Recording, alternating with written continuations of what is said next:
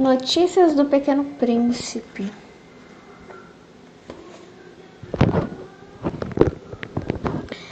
Vivi sozinho, sem ter com quem falar verdadeiramente. Até que houve uma pane no motor do avião, quando eu estava no deserto do Saara. Alguma coisa estava quebrada no motor. Eu não transportava nenhum mecânico, nem passageiros, e me esforcei por fazer completamente sozinho um reparo difícil. Na primeira noite, dormi deitado na areia, a 1000 milhas de toda a terra habitada. Estava mais isolado do que um náufrago com uma jangada no meio do oceano. Você pode bem imaginar a minha surpresa quando, ao amanhecer, uma voz estranha me despertou. Dizia: "Por favor, faça-me o desenho de uma ovelha." Como? Faça-me o desenho de uma ovelha. Levantei-me de um salto, como se um raio me atingisse em cheio. Esfreguei bem os olhos, olhei atentamente e vi um garoto completamente incomum que me fitava.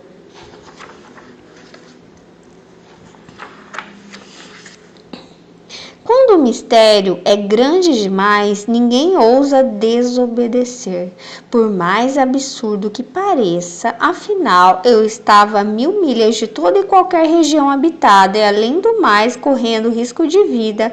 Tirei do bolso uma folha de papel e uma caneta esferográfica, mas lembrei que havia estudado geografia, história, cálculo e gramática e, meio contrariado, disse ao garoto que eu não sabia desenhar.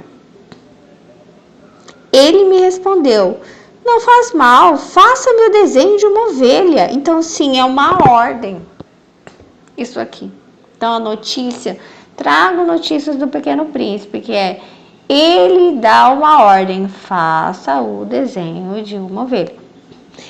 E eu estava pensando que hoje eu disse para vocês em áudio o seguinte: que Deus dá uma ordem e os anjos não questionam, mas o ser humano questiona. Tá meio estranho isso. Entendeu? Aqui deu pane nesse negócio, né? E eu vou tirar uma folha de papel, não faz sentido nenhum. Eu tenho que primeiro resolver isso aqui, né, e fazer o desenho. Eu não sei fazer desenho de ovelha. Ele diz assim: eu desenhava, sabe quando? Quando eu tinha 6 anos. É uma coisa tão antiga que eu não faço mais. Faça meu desenho de uma ovelha. Ele fala: quando o mistério é grande demais, ninguém ousa desobedecer. Eu acho até que não. Quando o mistério é grande demais é justamente quando você ousa desobedecer. Porque assim, me fala por quê? Por quê? Como assim? E aí eu venho num outro livro aqui, que é O Povo Escolhido por Deus. Eu tô aqui nesse livro, na historinha de José. Ele acabou de cair no poço. Coitado. Ele tá que nem um aviador, né? Tá com pane no motor. Caiu no poço. Quem colocou ele lá? Os irmãos. Grandes irmãos dele. Muito amigos. Olha aqui. Os irmãos formaram um círculo ao redor de José. Ele se virou para um lado e para o outro, mas estava cercado. Antes que se desse conta do que acontecia, todos pularam sobre ele, arrancaram seu manto e o jogaram num poço escuro. Ele está caindo. José gritou, mas não adiantou. Caiu no poço e olhou para cima. Tudo o que viu foram as caras dos irmãos rindo dele.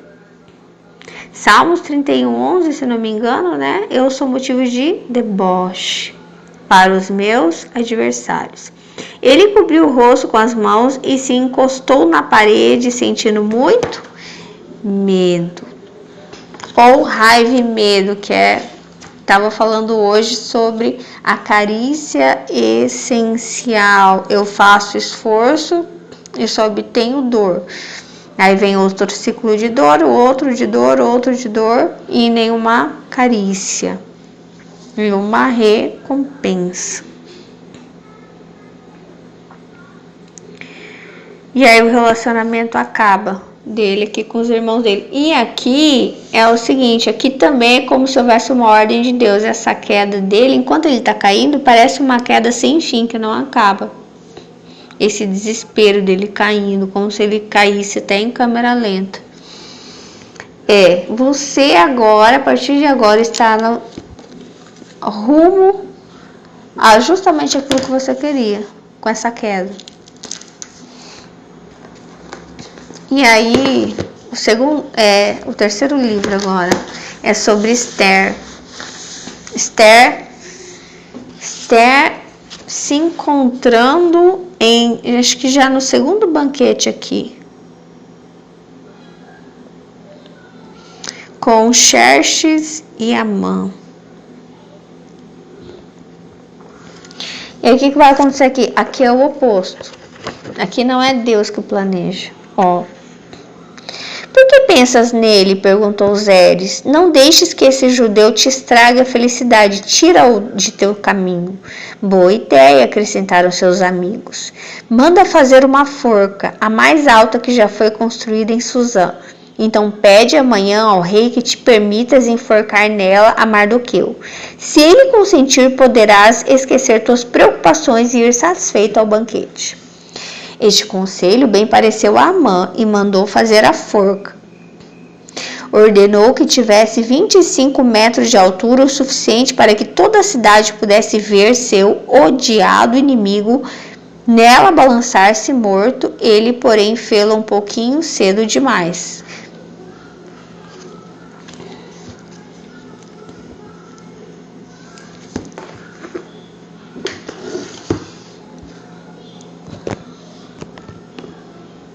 Como se essa forca fosse para a ovelha. O pequeno príncipe fala, desenha uma ovelha.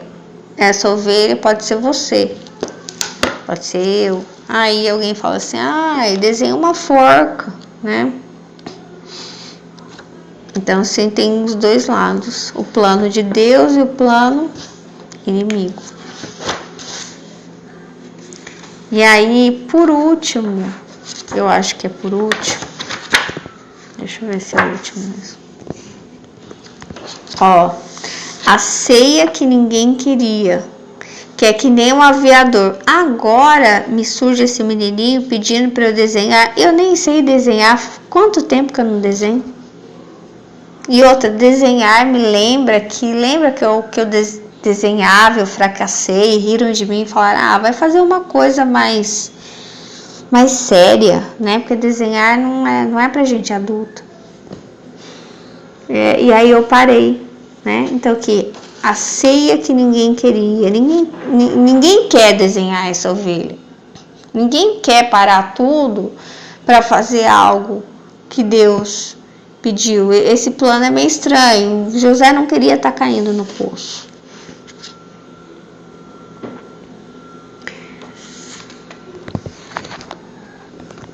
E aqui Jesus contou uma história. Certo homem fez uma grande ceia e a convidou a muitos. Com grandes despesas, este homem e seus servos prepararam o salão do banquete. As mesas longas e recobertas de toalhas muito brancas reluziam e como que gemiam ao peso das boas iguarias que eram postas sobre elas. Luzes brilhantes, música suave tornavam a cena convidativa. Só faltavam os hóspedes. Vinde, porque tudo está pronto. Mas eles não estavam interessados de modo algum. É assim como o aviador, não quero desenhar essa ovelha, que coisa estranha isso. Em vez disso, começaram a apresentar desculpas. Comprei um pedaço de terra e preciso ir vê-lo, rogo-te que me desculpes. Outro convidado disse, comprei 5 juntas de bois e preciso ir experimentá-las. Por favor, queira me desculpar. Acabo de casar, disse outro, e por isso não posso ir, desculpe-me, sim?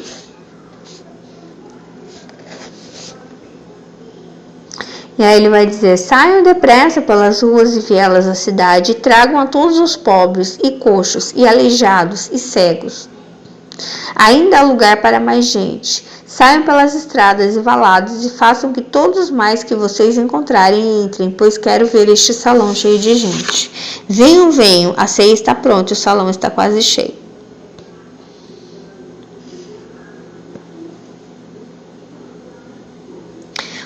Tudo isso são desculpas para não fazer o que você sabe que Deus quer que você faça.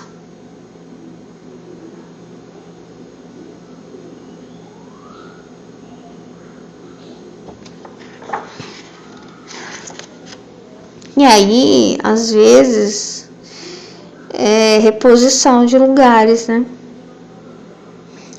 Que ele fala, né? Eu convidei fulano. E aí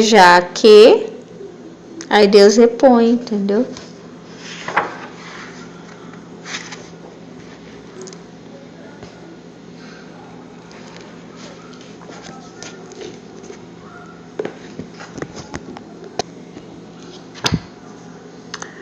Deixa eu voltar um pouco lá da ovelha. Achei bonitinho, Quando o mistério é grande demais, ninguém ousa desobedecer. Como jamais fizeram o desenho de uma ovelha, mais uma vez fiz o esboço de um dos únicos desenhos de que era capaz. Era o da jiboia fechada. Foi o que fiz. Fiquei estupefato quando o menino me respondeu: Não quero um elefante numa jiboia.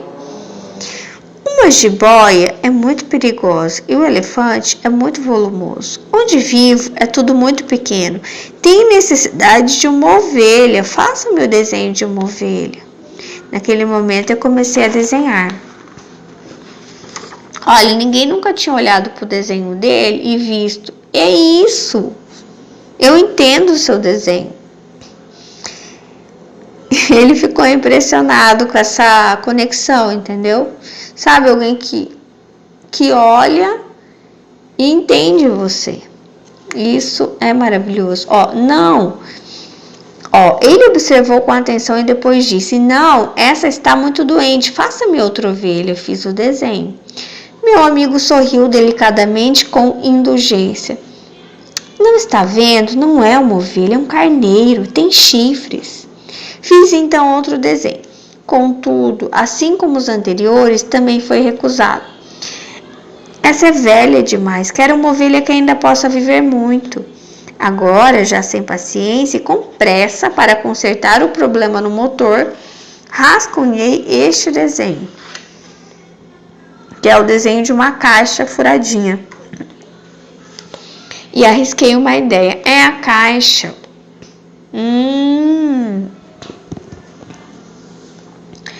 Tem uma frase do Thomas Edison que ele fala que as ideias dele são em quadros, não são em palavras. Eu chamo de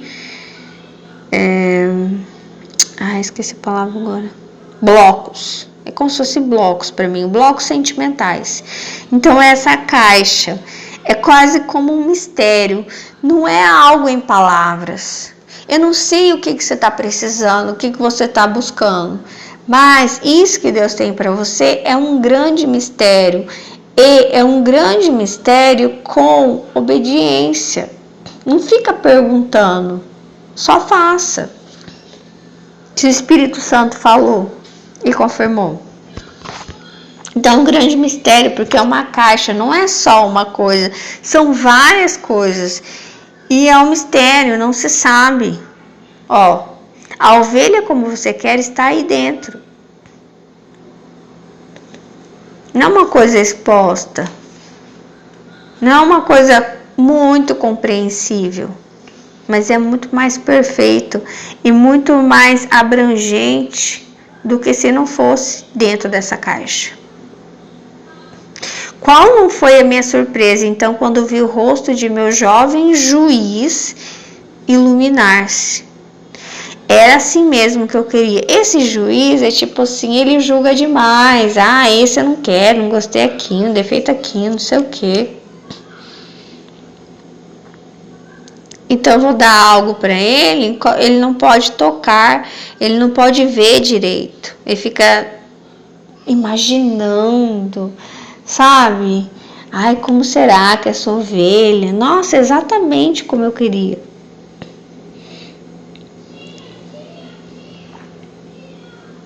E aí ele já fica imaginando como que a ovelha vai ser lá no mundinho dele.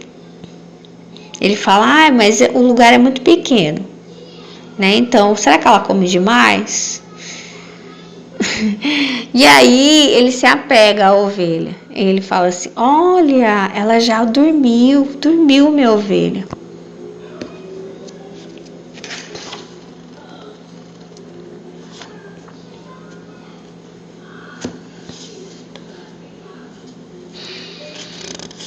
Olha só, esse Amã, quer ver? Que eu falei do inimigo. Ah, eu fiz uma forca para a ovelha.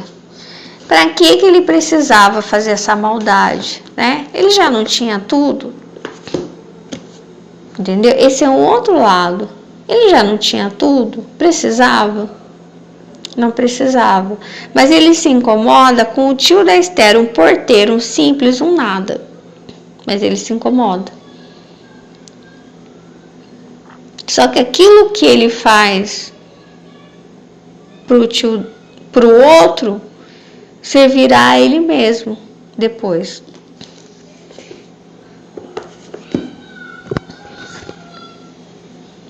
É quase que também pro lado bom. Aquilo que você faz pro outro servirá a você no futuro.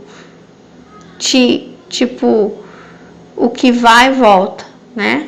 Um bumerangue assim. Tanto bem quanto mal. Servirá a você, servirá a sua família, enfim.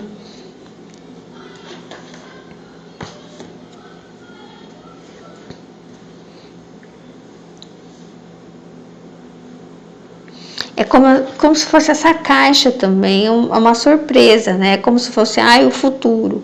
O que é o futuro?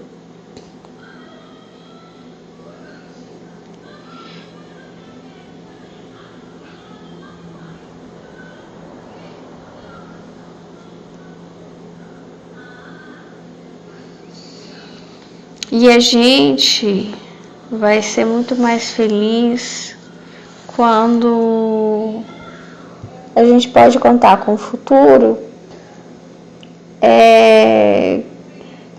que não é algo que a gente vai ficar julgando o que é melhor.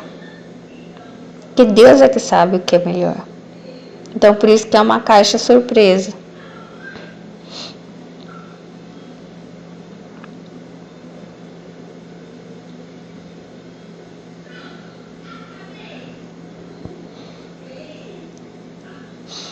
É como se você não precisasse falar para ele do que você precisa. Pode, mas ele sabe. E nem precisa sair experimentando. Ele sabe do que você gosta, né? O que é melhor para você.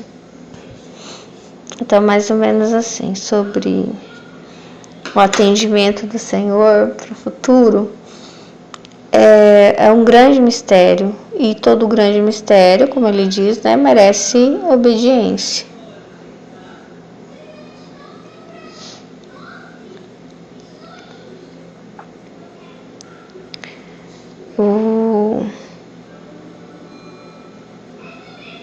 Ele atende tudo, né? Ele atende na proteção,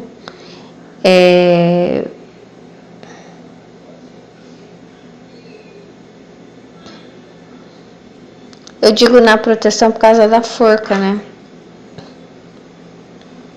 Eu fico imaginando o Mardoqueu sentado lá, cuidando, né, na porta do palácio. E ele nem sabia que tinha uma forca para ele. Nem. Porque ele não participava, né? Quem participava das coisas lá de dentro era a sobrinha dele. Sobrinha ou prima, né? Ele mesmo não participava, ele era uma pessoa menor ali. Ela que agia diretamente ali, porque era o marido dela. Mas talvez ele pensasse, eu sou tão pequeno, por que alguém vai se incomodar comigo? Mas se incomodou.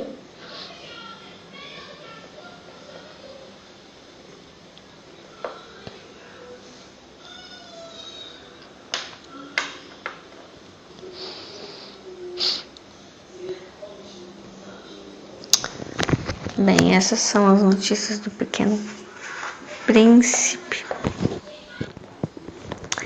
Aqui ele cita João 3:8. O vento sopra onde quer, ouve-lhes o ruído, mas não sabe de onde vem, nem para onde vai. Assim acontece com aquele que nasceu do Espírito. O vento sopra onde quer. Isso me lembra a soberania de Deus. Ouve-lhes o ruído, mas não sabe de onde vem, nem para onde vai. Isso me lembra o futuro, não sabe. Essa caixa. Se vos tenho falado das coisas terrenas e não me credes, como crereis se vos falar das celestiais? João 3:12. Sim, é loucura. Não, é delírio, é invenção, é profetada, não é real. As coisas do Espírito, né? A gente sabe do cheiro daqui, da aparência daqui. Às vezes é difícil conhecer realmente o amigo que está perto de você. É por isso que Jesus pergunta aos seus: e vós, quem dizeis que eu sou? Se a gente for contar com a nossa força física, por exemplo, a ovelha não se livra da forca. Entendeu? Pois como o relâmpago reluzindo numa extremidade do céu até a outra, assim será com o Filho do Homem no seu dia. Lucas 17:24.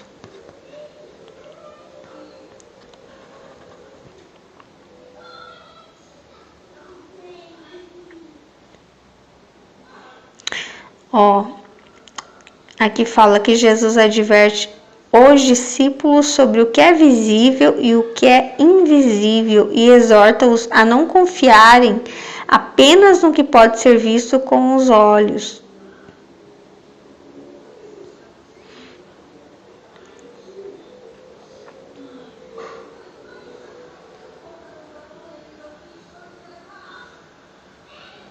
Que muitas vezes ordens que Deus dá, um banquete, alguma coisa que Deus prepara.